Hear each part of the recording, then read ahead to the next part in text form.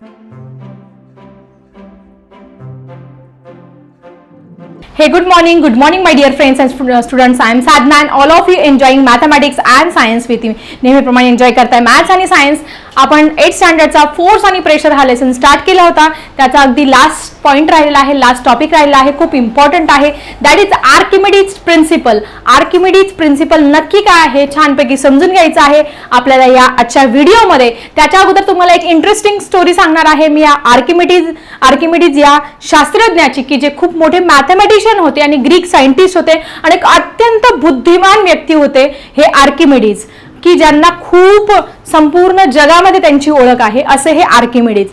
एक दिवस काय करत होते ते आपल्या बाथटब मध्ये बसून आंघोळ करत होते आणि आंघोळ करता करता करता त्यांच्या अचानक त्यांच्या डोक्यामध्ये एक विचार आला आणि युरेका युरेका असं म्हणत ते त्या बाथटब मधून बाहेर पडले आणि तसेच पळत पळत कुठे गेले, राजाच्या दरबारामध्ये गेले. राजाच्या दरबारात आल्यानंतर त्यांनी विचारले की अरे हे काय आहे. राज दरबारात गेल्यानंतर ते राजाला म्हणाले की तुमचा जो हा राजाचा मुकुट आहे, हा मुकुट जो आहे तो प्युअर नाही, प्युअर सोन्यापासून बनलेला नाही, प्युअर धातूपासून बनलेला नाही, याच्यामध्ये इम्प्युरिटीज आहे, याच्यामध्ये काहीतरी टाकलेलं आहे, मिलावट केलेली आहे. मग ते म्हणाले ठीक आहे आणि मग त्याचा रिसर्च केल्यानंतर तर खरंच त्या राजाच्या ज्या मुकुटामध्ये आहे तर इम्प्युरिटी निघाली आणि आर्किमिडीजने शोधलेल्या ह्याच प्रिन्सिपलचा यूज पुढे इम्प्युरिटी म्हणजे कुठल्याही पदार्थामध्ये काय अशुद्धी आहे या शोधण्यासाठी पण झाला. आणि मग ज्या व्यक्तीने हा मुकुट बनवला त्याला दंड दिला गेला आणि मग आर्किमिडीज आहे त्यांना सन्मान केला गेला राज दरबारामध्ये. आणि हे आर्किमिडीज एवढंच नाही थांबलं तर आर्किमिडीजच्या ह्या प्रिन्सिपलचा उपयोग वेगवेगळ्या गोष्टींमध्ये केला झाला. Archimedes was a great mathematician and great scientist which is very with a sharp intelligence. He found the value of पाय. सगळ्यात महत्वाची देणगी ह्या ग्रीक सायंटिस्टने ह्या आर्किमिडीजने जगाला दिली म्हणजे पायची किंमत. पायची किंमत तुम्हाला सगळ्यांना माहिती आहे 22/7 किंवा 3.14. ही जी न्यूमेरिकल व्हॅल्यू कॅल्क्युलेशननी त्यांनी शोधून काढली ही फक्त आर्किमिडीज यांनी. His knowledge of lever pulley wheel which is use by a Greek army for the fighting. म्हणजे जे ग्रीक सैन्य आहे त्या ग्रीक सैन्याला रोमन सैन्याशी लढा देताना त्यापूर्वी ज्यावेळेस युद्ध झाले त्या युद्धाच्या वेळेस मग ह्या आर्किमिडीजने जे जे प्रिन्सिपल शोधून काढले, मग पुली विषय असो, तुमच्या चाकाविषयी असो किंवा तुमच्या लिव्हर विषय तर्फा विषय असो, या सगळ्या प्रिन्सिपलचा उपयोग करून त्यांनी अशी शस्त्रास्त्र तयार केले स्वतः की त्याच्यामुळे जे ग्रीक सैन्य आहे ते ग्रीक सैन्याचा काय झाला तिथे विजय झालेला आहे. अशा पद्धतीने हे आर्किमिडीज त्यांच्या देशासाठी अभिमान ठरलेच आहे, पण संपूर्ण जगामध्ये आजही ह्या आर्किमिडीज प्रिन्सिपलचा उपयोग हा केला जातो. आता हे आर्किमिडीज प्रिन्सिपल नक्की काय आहे छानपैकी समजून घेऊया. तुमच्या पुस्तकामध्ये एक छोटासा एक्सपेरिमेंट दिलेला आहे. काय आहे हा एक्सपेरिमेंट तुम्ही बघा. तर काय करायचं आहे, 2 कंटेनर्स घ्यायचे आहेत. त्याच्यामध्ये काय करायचं, एक रबर बँड घ्यायचा. Take 1 rubber band and cut it tie at the 50 gram of weight of the stone. म्हणजे एक रबर बँड घेतला, त्याला 50 ग्रॅमचा एखादा स्टोन जो आहे तो त्याला टाय करायचा आहे आणि नंतर तो फक्त हवेमध्ये अशा खालीवरती करायचा आहे. आणि मग त्याचं जे मार्किंग आहे, इथपासूनचं जे मार्किंग आहे किंवा तो कुठपर्यंत जातो ते मार्किंग काय करायचं तुम्ही, या टोकापासूनचं जे मार्किंग आहे कितपर्यंत तो खाली जातो ते तुम्ही मेजर करायचं आहे. Keep stone at the height in the air and measure the length of rubber and mark it. त्यानंतर काय करायचं आहे, you have to take the water in this container. ह्या कंटेनरमध्ये तुम्हाला काय घ्यायचं, पाणी घ्यायचं आहे आणि पाणी घेऊन परत तो रबर बँड अशा पद्धतीने करायचा आहे. तर तुम्हाला असं दिसेल की ही जी रबर बँड आहे या पहिले जी हाईट इथे होती ही जी हाईट आहे ती इथपर्यंत वाढलेली दिसेल. तर काय होत असतं नक्की, काय ऑब्झर्वेशन आहे या एक्सपेरिमेंटचं, चला छानपैकी समजून घेऊया. So student, what happen in the second case. इथे इथपर्यंत लेंथ होती आणि इकडे ही लेंथ का वाढली, ही जी लेंथ इथे होती इथे तर ती इथपर्यंत का गेली. You observe that the length of rubber get reduce when it is deep in to the water. ही जी पाणी आहे पाण्यात ते डीप केल्यानंतर काय होत असते, त्या स्टोनची त्या रबरची जी लेंथ आहे ती रिड्यूस होते. कशामुळे रिड्यूस होत असते, it is just due to the bind force.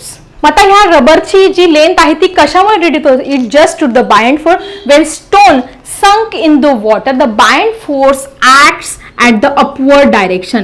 ह्या स्टोनवरती काय होत असतो, बायंड फोर्स हा अपवर्ड दिशेने काय होत असतो, काम करत असतो. आणि परत ह्या स्टोनचं वेट हा वरतून काय होत असतो, हा त्याचं वेट जे आहे ते ऍक्ट होत असतं आणि त्याच्यामुळे काय होत असतो, तो वरच्या दिशेने काय होत असतो, असा ढकलला जात असतो पाण्यामध्ये असताना आणि त्याच्यामुळे ती लेंथ जी आहे ती रबराची आपल्याला कमी झालेली दिसत असते. हे आर्किमिडीज प्रिन्सिपल काय आहे नक्की, हे Archimedes principle, when an object is partially or fully immersed in a fluid, म्हणजे एखादा जो ऑब्जेक्ट आहे पूर्णपणे पाण्यामध्ये बुडलेला असेल किंवा अर्धांतरी पाण्यामध्ये बुडलेला असेल, a force of buoyancy, एक फोर्स त्याच्यावरती काम करत असतो. जसा हा बघितला आपण, ती बॉटलचं पण उदाहरण बघितलं की आपण एक टब घेतला होता, त्याच्यामध्ये त्या बॉटलमध्ये पाणी भरलं होतं, त्याचं झाकण लावलं होतं, तर ती जी बॉटल आहे ती पूर्णपणे पाण्यावरती तरंगली पण नाही आणि पूर्ण त्याच्यावरती फ्लोट पण झाली नाही. मग त्याच्यावरती कोणता फोर्स काम करतोय, that is buoyant force acting on that object at the upward direction and this type on the fluid and it is displaced by the object and this principle is called as the Archimedes principle. Archimedes principle काय आहे नक्की तुम्हाला पुस्तकामध्ये दिलेलं आहे, 5 times तुम्ही तुमच्या notebook मध्ये लिहा, खूप इम्पॉर्टंट आहे. आर्किमिडीज प्रिन्सिपल म्हणजे काय आहे तुम्हाला इन शॉर्ट मध्ये समजावून सांगते. आर्किमिडीज प्रिन्सिपल, समजा आपण एखादी ग्लास घेतला, तो पूर्णपणे पाण्याने भरलेला आहे आणि त्याच्यामध्ये एक आपण दोरा घेतला, दोऱ्याला दगड लावला आणि मग काय होतं, तो आठोकाठ तो ग्लास पाण्याने भरले असल्यामुळे काय होतं, याच्यातून पाणी काय होतं, अशा पद्धतीने स्पिल आउट होत असतं, पाणी बाहेर पडत असतं. मग हे पाणी, हे किती पाणी बाहेर पडलं, त्या पाण्याचं वजन करा. मग हे पाणी किती असतं, जेवढा बायंड फोर्स अपवर्ड दिशेला लावलेला असतो तेवढंच पाणी काय होत असतं, त्या ग्लासमधून किंवा त्या बकेटमधून काय होत असतं, बाहेर पडत असतं. म्हणजे ह्या ऑब्जेक्टचं वेट आणि ह्या पाण्याचं वेट काय असतं, तुमचं सेम असतं किंवा हा बायंड फोर्स आणि हे बाहेर पडलेलं पाणी हे काय असतं, इक्वल असतं. हे सांगितलं कोणी, आपल्या आर्किमिडीज जे आहेत त्या आर्किमिडीज यांनी सांगितलं की हे बाहेर पडणारं पाणी आणि हा जो ऑब्जेक्ट, कारण काय झालेलं आहे, हा भरलेला आहे, इथे काय केलं, ह्या पाण्याची जागा ह्या दगडाने घेतलेली आहे. मग तो दगड काय म्हणेल, बाबा मी पाण्याची जागा, मला जागा पाहिजे ना, मग इथे मला जागाच नाहीये. मग अशा वेळेस काय करतं, त्या पाण्याला बाहेर जावं लागतंय. मग किती पाणी बाहेर जाईल, तर त्या दगडाच्या इतकं पाणी हे काय होत असतं, ते बाहेर जात असतं आणि यालाच म्हणतात आर्किमिडीजचं प्रिन्सिपल, की जे आपल्या आर्किमिडीज हे जे मॅथमॅटिशियन होते, ग्रेट सायंटिस्ट होते, त्यांनी हे आर्किमिडीजचं प्रिन्सिपल जगाला दिलेलं आहे. हे आर्किमिडीज प्रिन्सिपल तुम्ही तुमच्या नोटबुकमध्ये नोट डाऊन करा. आता हे आर्किमिडीजच्या प्रिन्सिपलचा वेगवेगळ्या ठिकाणी उपयोग होत असतो. कुठे वापर होतो, आता हे जे आर्किमिडीज प्रिन्सिपल आहे याचा उपयोग पूर्वी युद्धामध्ये तर केला झाला. कन्स्ट्रक्शन ऑफ शिप्स, म्हणजे शिप्सची बांधणी करण्यासाठी, सबमरीन्स यांच्या बांधणीसाठी हा आर्किमिडीजचा प्रिन्सिपलचा यूज केला गेला. त्यानंतर लॅक्टोमीटर, हायड्रोमीटर.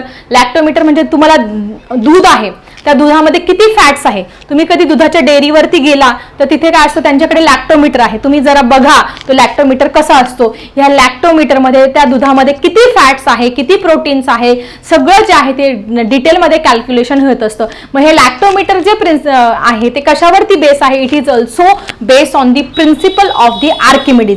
आर्किमिडीजच्या प्रिन्सिपलवरती हे लॅक्टोमीटर आणि हायड्रोमीटर काय होत असतं, काम करत असतो. So in this way we study Archimedes principle in this video. आपण आर्किमिडीजचं प्रिन्सिपल इथे क्लिअर केलेला आहे. आता एक शेवटचा टॉपिक तुमच्या पुस्तकामध्ये राहिलेला आहे, density and the relative density. Density नक्की काय आहे आणि रिलेटिव्ह डेन्सिटी नक्की काय आहे हे आपल्याला इथे समजून घ्यायचं आहे. डेन्सिटीला आपण मराठीमध्ये काय म्हणतो, वी कॉल इट इज घनता. मराठीमध्ये काय म्हणतो, घनता. आणि रिलेटिव्ह म्हणजे सापेक्ष घनता. मग आता डेन्सिटी जर आपल्याला फाइंड करायची असेल, तुम्हाला कुठल्याही पदार्थाची जर घनता काढायची असेल तर काय फॉर्म्युला आहे, that is mass upon volume. म्हणजे त्या पदार्थाचं मास आणि त्याचं व्हॉल्यूम याचा जर आपण रेशो घेतला तर आपल्याला डेन्सिटी मिळत असते. मग आता याचं जर युनिट तुम्हाला SI युनिट विचारलं तर काय सांगणार, मास जे आहे, मास कशामध्ये मोजत असतो आपण, किलोग्रॅम मध्ये, आणि व्हॉल्यूमचं काय आहे, metre cube. So its unit is kilogram per metre cube.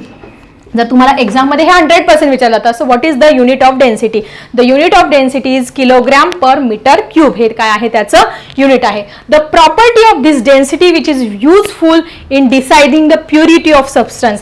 दिलेला पदार्थ किती प्युअर आहे, 100%. तुम्ही ऐकलं असेल 24 carat gold, 23 carat gold, 22 carat gold. मग याच्यामध्ये काय असतं, 24 कॅरेट गोल्ड मध्ये संपूर्ण सोनं असतं, 22 कॅरेट गोल्ड मध्ये थोडंसं प्रमाणात कॉपर ऍड केलेलं असतं. मग कुठल्याही पदार्थाची प्युरिटी 100% हा पदार्थ शुद्ध आहे की नाही हे डिसाईड करायचं असेल तर कोणती प्रॉपर्टी वापरणार तुम्ही, डेन्सिटी ही प्रॉपर्टी तिथे यूज करणार आहे. आता रिलेटिव्ह डेन्सिटी म्हणजे काय, relative density it's express with respect to water, WRT कशाने शो करतात, WRT with respect to water, म्हणजे पाण्याच्या डेन्सिटीशी रिलेटिव्ह डेन्सिटी काय होत असतं हे कम्पेअर केलं जात असतं. मग तुम्हाला जर रिलेटिव्ह डेन्सिटी हा तो आपल्याला याच्यावरचे न्यूमरिकल्स आहे, काही एक्झाम्पल्स आहे ते एक्झाम मध्ये विचारले जातात, ते पण आपण इथे बघणार आहोत. रिलेटिव्ह डेन्सिटी जर तुम्हाला फाइंड करायची असेल तर तुम्हाला बघायचं सगळ्यात पहिली माहिती पाहिजे डेन्सिटी ऑफ सबस्टन्स, तुम्हाला जो पदार्थ आहे त्या पदार्थाची घनता माहिती पाहिजे, डेन्सिटी ऑफ सबस्टन्स त्या पदार्थाची अँड द डेन्सिटी, आणि ती त्याच्या डिवायडेड बाय काय करणार आहात, डेन्सिटी ऑफ वॉटर. प्रत्येक वेळेस तुम्हाला वॉटरची डेन्सिटी तिथे घ्यावी लागणार आहे. So relative density of substance is also called as, या रिलेटिव्ह डेन्सिटी जर तुम्हाला फाइंड करायची असेल तर डेन्सिटी ऑफ सबस्टन्स आणि त्याला divided by density of water तुम्ही करायचं आहे. मग आता या रिलेटिव्ह डेन्सिटीला अजून एक शब्द आहे, एक्झाम मध्ये तुम्हाला हा शब्द पण विचारते, that is specific gravity. Relative density is also called as a specific gravity, याला स्पेसिफिक ग्रॅव्हिटी सुद्धा म्हटलं तर रिलेटिव्ह डेन्सिटी.